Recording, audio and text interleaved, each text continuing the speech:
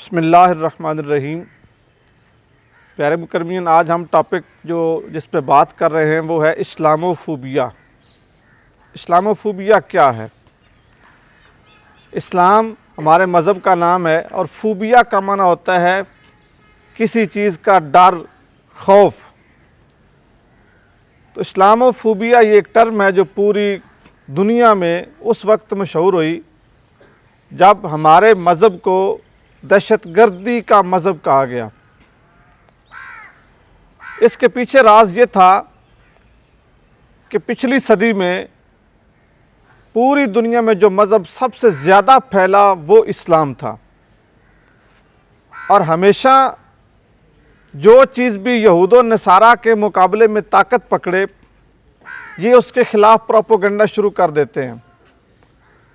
تو جس وقت اسلام بڑی تیزی کے ساتھ پھیلنا شروع ہوا تو ایک منظم سازش کے تحت اسلام کو دہشت گردی کے ساتھ جوڑا گیا۔ دنیا میں جہاں کہیں بم دھماکہ ہوتا، جہاں کہیں کوئی قتل و غارت ہوتی، جہاں کسی چرچ کے اوپر کوئی حملہ ہوتا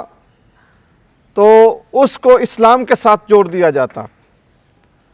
آہستہ آہستہ یہ بات یہاں تک پہنچی کہ جو ایک اسلامی تشخص تھا، داڑھی،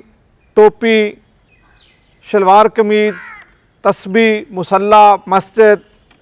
ان ساری چیزوں کو دہشت گردی کی علامت بنا دیا گیا، جبکہ حقیقت یہ ہے کہ اسلام صرف امن کا مذہب ہی نہیں ہے بلکہ اسلام پوری دنیا میں امن کا ضامن بھی ہے اور امن کا خواہش مند بھی ہے۔ دنیا کے اندر سب سے زیادہ جو امن کی بات کی وہ اسلام نے کی۔ ہمارے پیارے رسول مکرم صلی اللہ علیہ وآلہ وسلم، آپ کے اوپر بڑے ظلم و ستم ہوئے، لیکن آپ کی 63 سالہ زندگی میں ایک مثال بھی ایسی نہیں ہے کہ ہمارے نبی پاک صلی اللہ علیہ وسلم نے کسی کافر کو زخمی بھی کیا ہو، کسی کو بددعا دی ہو۔ اس سے بڑھ کر اور کوئی امن کی مثال نہیں ہو سکتی کہ ہمارے مذہب کے جو رہنما ہیں، جو ہمارے پیغمبر ہیں، جو ہمارے نبی ہیں، انہوں نے اس حد تک امن کی ترغیب دلائی۔ حضور اکرم صلی اللہ علیہ وسلم نے اپنے صحابہ کرام کو جانوروں کے اوپر، پرندوں کے اوپر، انسانوں کے اوپر رحم کرنے کی یہاں تک تلقین کی کہ آپ نے ارشاد فرمایا کہ ایک بندہ مومن کی یا ایک انسان کی جان اتنی قیمتی ہے کہ اگر اللہ تعالیٰ کے گھر کو گرا کر مسمار کر کے اس کی ایک ایک اینٹ الگ کر کے اس کو جلا دیا جائے تو یہ بھی اتنی بے حرمتی نہیں جتنی ایک انسانی جان کو قتل کرنا بے حرمتی ہے۔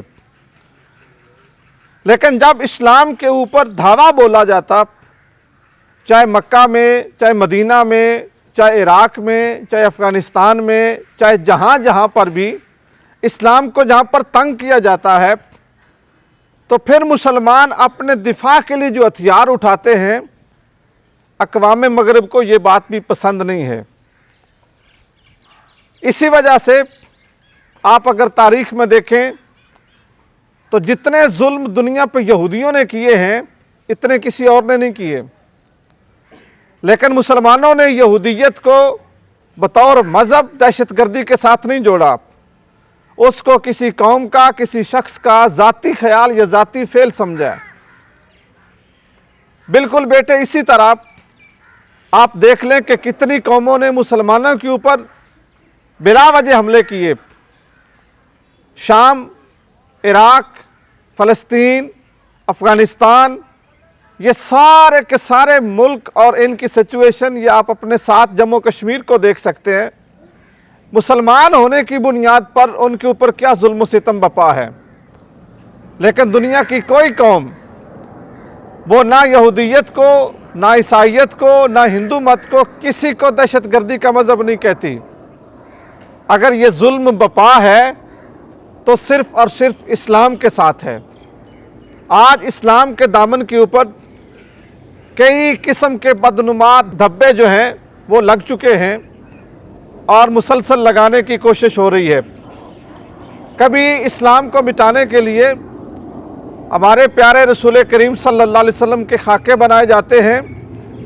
कभी इस्लाम को मिटाने के लिए कुरान मजीद को शहीद किया जाता है, कभी इस्लाम को मिटाने के लिए कुरान मजीद को जलाया जाता है। कि जितने हथकंडे हैं सिर्फ इसलिए बनाए जाते हैं कि लोगों के ज़हनों में ये बात रासख की जाए कि हम इस्लाम से, इस्लाम की किताब से और इस्लाम के पैगंबर से नफ़रत करते हैं। प्यारे बेटो, एक ज़िम्मेदारी बतौर मुसलमान हमारे ऊपर भी आयद होती है कि हम इस्लाम का असल तशख़्ख़ुस, इस्लाम की जो रूह मोहब्बत है, इस्लाम की जो बुनियाद रहमत है, इस्लाम की जो असल आपस की चाहत है, हम इसको प्रोमोट करें, इंसानों की इज़्ज़त करें, इंसानी जानों की इज़्ज़त करें, इंसानों को एहतराम दें। ये हमारे ऊपर ज़िम्मेदारी है कि हम इस्लाम की जो असल रूह है वो लोगों के सामने लेके आएँ, जिसके लिए ज़रूरी है कि हम अपने मज़हब को पढ़ें, अपने मज़हब को समझें, अपने मज़हब से मोहब्बत करें, अपने मज़हब को अपनाएं और फिर सिर्फ अपनी ज़ुबान से नहीं, अपने किरदार के साथ दुनिया के सामने ये साबित करें कि इस्लाम मोहब्बत और रहमत का दीन है। अल्लाह ताला अक़वाम आलम को भी इस्लाम के मुतल्लिक़ सही राय कायम करने की तौफ़ीक नसीब करे और हमें भी अपने दीन और अपने नबी के दीन की खिदमत में कबूल और मंजूर फरमाए और इस्लाम का परचम उसको हमेशा के लिए दुनिया भर में सर बुलंद करे। अस्सलामु अलैकुम व रहमतुल्लाहि व बरकातहू।